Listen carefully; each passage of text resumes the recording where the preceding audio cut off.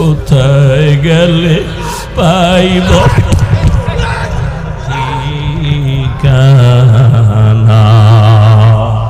তোমাকে বুঝি আমি পাইলাম না। বলো না আমার দয়া মাওলা রে, আমার মায়ার মাবুদ রে, কোথায় গেলে পাইব তোমার ঠিক?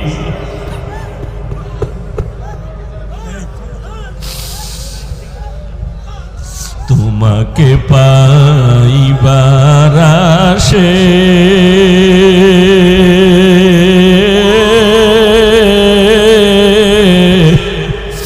ঘুরি আমি দেশ বিদেশে, কোরআনের বাগানে করলাম বিছানা। আমার দয়ার মাওলা রে,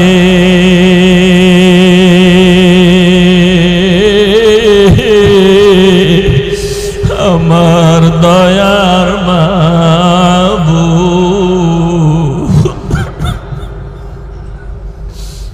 তোমাকে বুঝি আমি পাইলাম না। কোথায় গেলে পাইব তোমার ঠিকানা?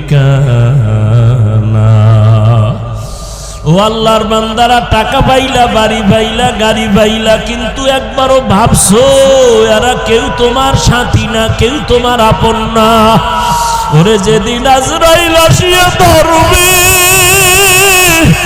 ওরে রুহুটা নিয়ে যখন আজরাইল চলিয়া যাবে, ওই সাদা কাপড়ে যেদিন ডুববে রে যুবক, সাদা কাফনে এখন একা হয়ে যাবি।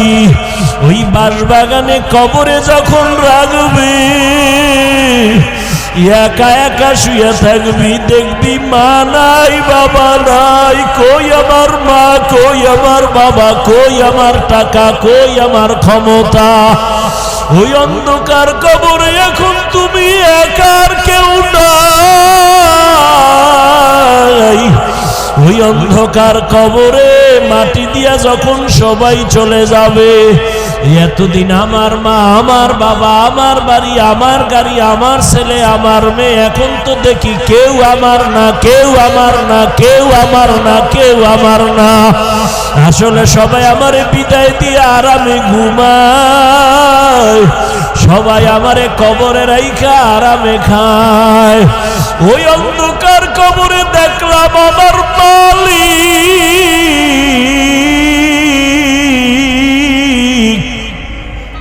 ওই কবরে আমার মাওলা ছাড়া আমার আর আপন কেউ হবে না রে বাবা। ওই মাওলার একটু আপন বানাও, ইবাদতের মাধ্যমে একটা গুণের মানুষ হও, আমার নবীর তরিকার মালা গলায় লাগাও। ও আমার কলিজার যুবক, ও বৃদ্ধ বাবাজি, মা বোনেরা, জীবনে তো গুনাহ কম করো নাই, আমার মাওলার ভয় নিয়ে তওবা করো।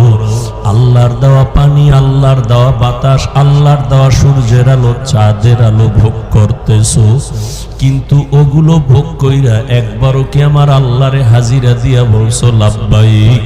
আবার আল্লাহর সামনে কি একবারও সিজদায় পড়ে বলছো সুবহানা রাব্বিয়াল আ'লা?